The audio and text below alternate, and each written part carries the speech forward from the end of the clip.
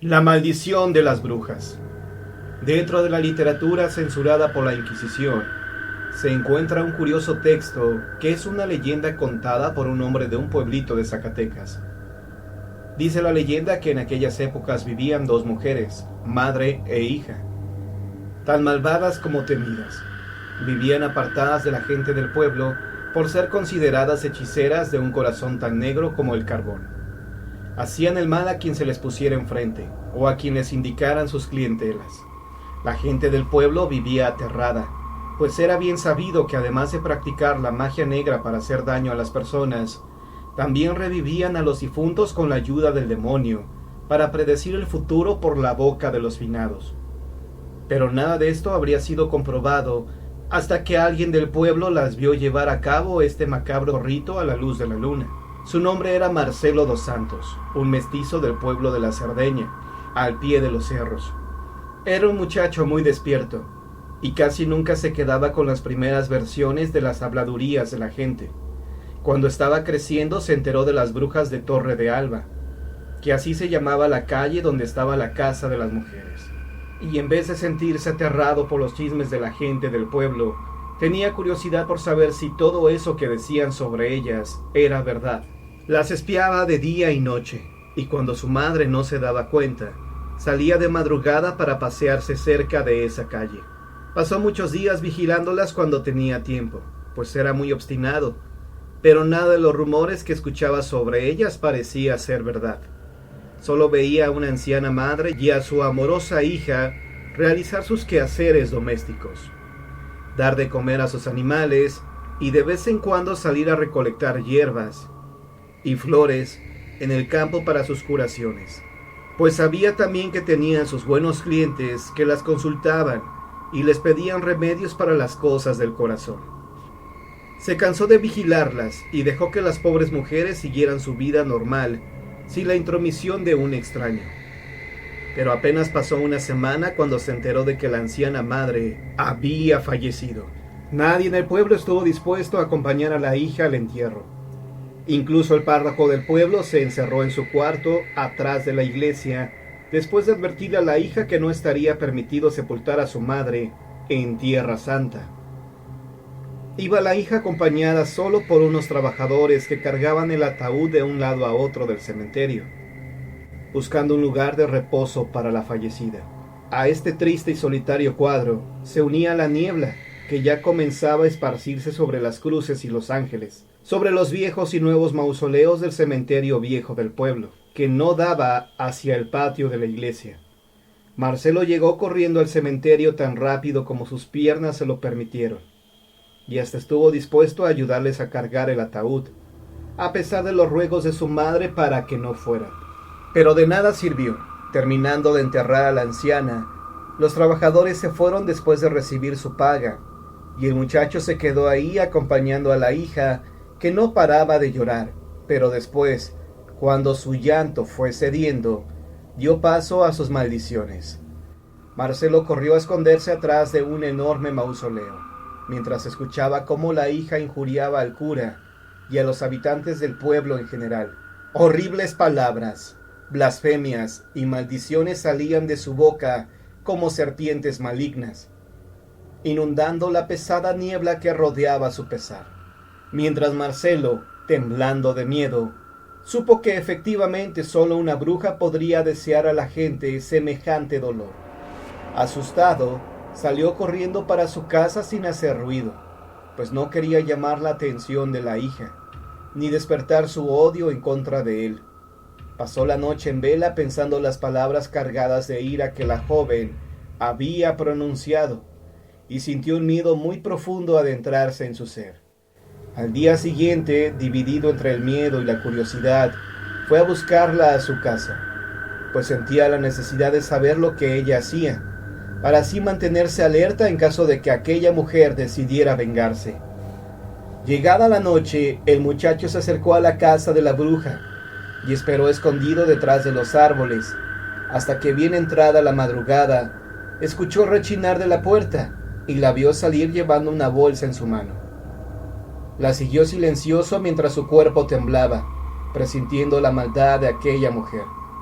Así siguió caminando hasta acercarse al cementerio viejo del pueblo, donde una vez cercana a la recién sepultada madre, comenzó a enunciar unas palabras en latín que no lograba comprender.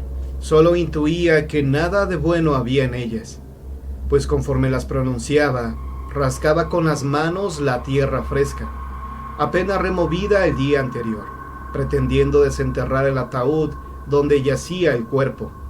Avanzó en su macabra tarea, ayudada por una multitud de ratas que salían de atrás de las paredes y hoyos insalubres del cementerio. Cuando por fin destapó el féretro, sacó de su bolsa una lagartija, a la que amarró delicadamente una correa en su cuello. Enseguida abrió la boca de su madre y ató la cinta a su lengua. Sacó un enorme libro de aquella bolsa y enunció algunas oraciones en una lengua extraña que ya no era latín. Marcelo, horrorizado, observaba desde la oscuridad de su escondite. Se encontraba pasmado, pues no podía creer lo que veía cuando la madre abrió los ojos y habló a su hija, diciendo que debía tomar venganza de los oriundos de aquel pueblo, pues a su cuerpo pecador se le había negado la paz de la Tierra Santa, y como un perro había tenido que ser sepultada en un campo sin perdón. Ve a la torre de la iglesia. Desde ahí pronuncia una maldición que se propague por el pueblo entero, y derrama la sangre del sacerdote sobre mi seco cadáver, que sólo así podrá descansar. Aunque mi alma se vaya directo al infierno, me vengarás y harás justicia a las hordas de Satán. Diciendo esto último, el cadáver cayó y la hija volvió a cerrar el ataúd, sepultándolo de nuevo, mientras Marcelo aprovechaba para huir de ahí, llevando en sus oídos las palabras de la bruja muerta que se le hundían como tachuelas en el cuerpo. Llegó a su casa y despertó a sus padres para contarles lo que había presenciado. Ellos, pensando que su hijo había sufrido una alucinación, volvieron a dormir, pero ya de mañana seguía tan alterado que empezaron a preguntarle y a creer que quizá el cura del pueblo estuviera bajo una gran amenaza. Enseguida fueron a advertirle lo que su hijo había visto. El padre, atemorizado, decidió salir del pueblo por unas semanas mientras todo pasaba, pero no sabía que las fuerzas del mal ya estaban por obrar sobre él. Una vez que salió del pueblo, en una de sus primeras paradas para hacer sus necesidades, una serpiente ponzoñosa lo mordió, y unos minutos después, el poderoso veneno de la bestia le quitó la vida. Nadie supo de eso hasta mucho tiempo después, cuando se pensó que la historia de Marcelo había sido solo una gran mentira que el muchacho inventó para divertirse con las reacciones de la gente del pueblo.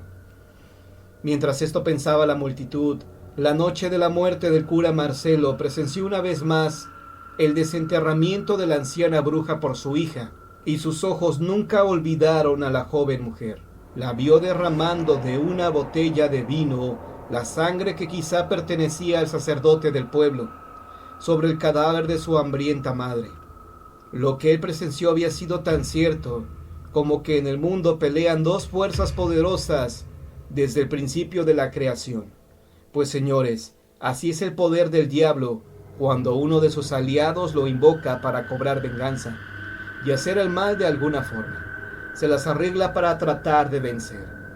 Con respecto a Marcelo, él supo que las brujas sabían que las espiaba, y aún así no le hicieron daño. Quizá porque tiempo después se mudó a la capital con sus papás, y ahí el poder del mal se presentaba en otras formas distintas a las que la gente supersticiosa de los pueblos suelen temer. Minerva Rodríguez.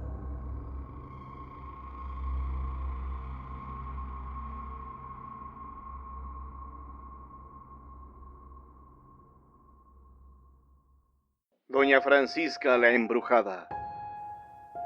Que nadie ose negar la existencia de poderes diabólicos y sobrenaturales que sustentan del alma y cuerpo humano. La maldad y hechicería son hijas del demonio y las sombras de la noche. Sí, este suceso ocurrió en el siglo XVI. Aquí en nuestra capital nos habla de un caso de hechizo diabólico y perverso. Sé que algunas personas dudarán de estos poderes Sin embargo, deben de saber que en México y en otros países aún sigue practicándose la hechicería. Retrocedamos al año 1554, a plena mitad del siglo XVI, y veamos en una visión retrospectiva esta casona y esta calle que se llamara de la Cadena. Gobernaba en ese siglo el virrey don Luis de Velasco I, y esta casa tenía el número 7, de la que hoy es Venustiano Carranza. Habitaba la casa en cuestión doña Felipa Palomares de Heredia, rica viuda de uno de los conquistadores, de quien fuera heredera. Pero si Felipa había heredado nombre y fortuna del esposo, también había quedado un hijo joven y apuesto, llamado Domingo de Heredia y Palomares, criado con lujo desmedido y cuidados extremos. Era este joven Domingo la adoración y consuelo de la madre, y llevada de su amor maternal. Lo cuidaba y mimaba con exceso, y siempre le recordaba que ya estaba en edad casadera, que encontrara una chica que le gustara, que tuviera alcurnia y abolengo. Claro, la madre tenía que aprobar a la muchacha. El joven deseaba en verdad esposa y buscaba con ansias entre las chicas una de la Nueva España. Solía reunirse con otros jóvenes también deseosos de casorio y escogían así a las mejores muchachas. Durante varios meses buscó a la chica que le gustara y fuera un gran partido del agrado de la madre. Cierta tarde vio acercarse al templo a una hermosa chiquilla, cuyo nombre y cuna desconocía. Sin embargo, era de una belleza virginal que hizo dar vuelcos al corazón del joven Domingo. Llena de misticismo y de candor, pasó junto al joven, el cual lanzó un hondo suspiro. ¡Ah! ¡Qué hermosa mujer! Ella entró a la iglesia y mientras oraba con fervor, el chico la miraba cada vez más cautivado por esa angelical figura. Al terminar de orar, ella se acercó a la pila de agua bendita y él le ofreció con sus dedos húmedos, emocionado. Después, como era la costumbre en ese siglo, él la siguió a prudente distancia para saber dónde vivía. La chica, que al parecer se dio cuenta de que la seguían, no trató de apresurar el paso. Entonces ella llegó a una casa de mediana construcción, allá por entonces calle Cerrada de Nacatitlán, hoy 9 de 5 de febrero. Ella, sin embargo, volvió sus ojos hacia el joven y le clavó una mirada que llevaba toda la ternura del mundo. A partir de entonces, Domingo de Heredia y Palomares, acompañado de un juglar y amigos, comenzó el asedio de la chica, llamada doña Francisca de Bañuelos, y era hija única de padres humildes. Al fin, una noche escapó entre barrotes y tiestos florecidos una mano trémula que recibió ardiente beso de amor, y noches después, entre suspiros y perfumes de jazmines, unos labios musitaron la declaración de amor. «Dime, ¿quieres ser mi novia?» Mas la colonia era chica y pronto dos lenguas oficiosas fueron con la noticia de estos amores a la madre de Domingo. Lo que le contaron a la mujer no la agradó en absoluto, pero más tardaron en marcharse las dos damas informantes que doña Felipa en salir rumbo a la casa de Francisca. Acto seguido, su mano firme, cruel, golpeó contra el zaguán el pesado aldabón. Había en sus golpes furia y decisión. Fue la misma muchacha quien abrió el zaguán. Su sorpresa no tuvo límites, pues conocía ya a la furiosa dama. Invitó a pasar a la mujer a su casa. Como la notó indecisa, le repitió la invitación. Entonces la dama empezó a hablar, comunicándole que no volviera a ver a Domingo, pues ella era una plebeya, sin nombre ni fortuna, y que su hijo la iba a obedecer sin reclamos. Pero qué equivocada estaba. En ese momento apareció el joven, y ante el asombro de Felipa, que jamás había visto a su hijo en tal actitud, el joven defendió su amor y autonomía. Furiosa la madre se fue, mientras los dos jóvenes ratificaban su amor y sus deseos de casarse. Pero cuanto más mostraba su decisión por casarse con Francisca, doña Felipa sufría más y más, llenando su dolor con lágrimas amargas. En su loca desesperación por evitar la boda de su hijo, doña Felipa supo la existencia de una bruja tan poderosa como temida, y fue a verla, ansiosa por lograr por medio de siniestros maleficios el alejamiento de los enamorados. Se apresuró a buscar a la bruja en su jacal. La hechicera la recibió como si supiera a qué iba la dama. Esta le explicó su caso a aquella mujer, quien le prometió tenerle la solución para el jueves, y la angustiada Felipa le pagaría con largueza.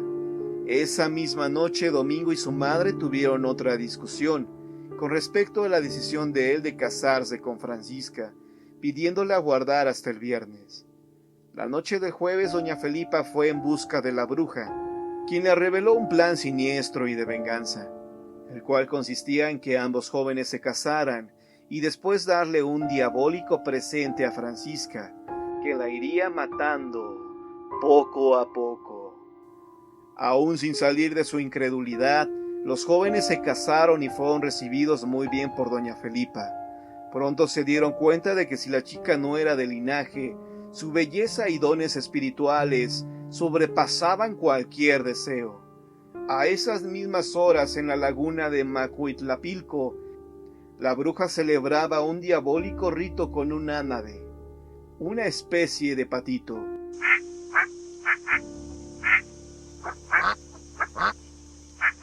Y la bruja degolló más patos, hasta contar 7, y con su sangre se pintó el rostro mientras invocaba a Satanás. 3 días después, cuando todo era dicha y felicidad entre los recién casados, se presentó muy amable doña Felipa, la cual le dio aquel presente a su nuera, que era un cojín de plumas muy bonito, relleno de aquellas plumas de pato. Desde esa noche, el cojín de terciopelo fue la almohada donde reposaba su cabeza la ingenua Francisca. Pero he aquí que desde el día siguiente, la joven se levantó de la cama con un extraño malestar, dolor de cabeza, mareos. En efecto, corrieron ante doña Felipa, a quien le contaron el extraño malestar con que había amanecido la hermosa recién casada. Pero ni cuidados ni descansos fueron suficientes. Día con día se sentía Francisca desmejorada y pálida. De fresca y lozana habíase tornado paliducha y débil, y su alegría había desaparecido para dar paso a una honda tristeza. Pero a medida que pasaron los días, la muchacha se sentía peor. Ya su rostro desencajado era cadavérico, y Domingo, viendo el estado de su esposa, llamó al médico, que desde luego examinó a la enferma, para rendir un diagnóstico que no fue nada bueno, pues la pobre mujer presentaba el aspecto de los presos de las galeras y mazmorras. La preocupación por Francisca no fue infundada. Antes de 6 meses, había muerto, víctima de aquel extraño mal. Una vez enterrada, Domingo se encerró en su alcoba días y días. Apenas si comía lo que tomaba de la cocina por las noches, y se negó a dejar entrar a su madre, que fingidamente trataba de consolarle. Sin embargo, al joven le pesaba enormemente la muerte de su amada, regando su lecho con su llanto, e hizo entonces un santuario en su alcoba, y besó los lugares que ella tocaba, y durmió sobre aquel maldito cojín de terciopelo rojo.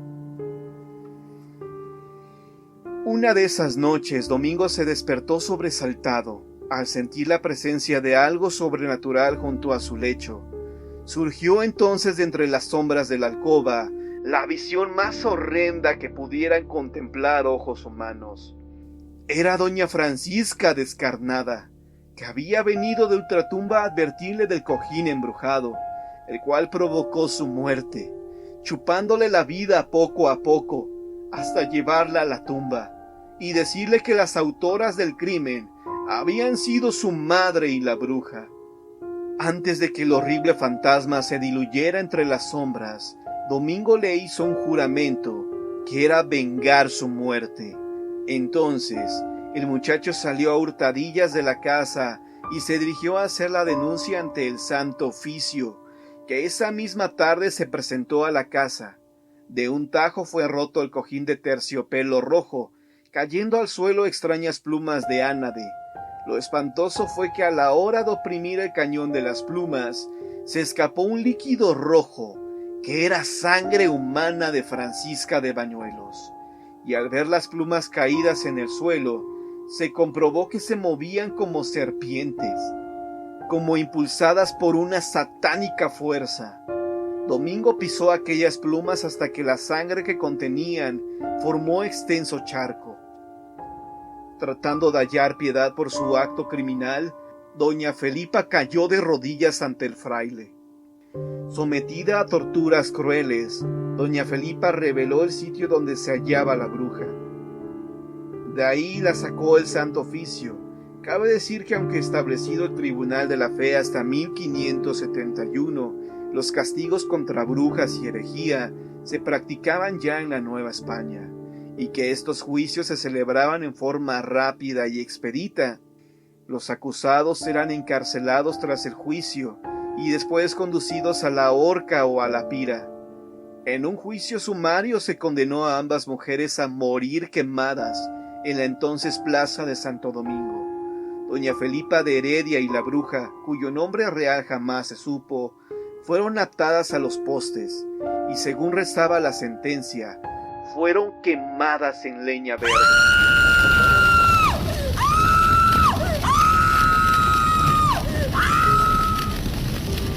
Para después esparcir sus cenizas a los vientos diabólicos de la noche. Durante algunos meses Domingo de Hurtado y Palomares se encerró en su casona rumiando su tristeza, tal vez de arrepentimiento. La gente y él mismo se señalaban como el delator de su madre y el responsable de su horrible y vergonzante muerte. No volvió a saberse nada sobre Domingo, aunque algunos aseguran que se marchó a España, llevándose consigo pena y fortuna.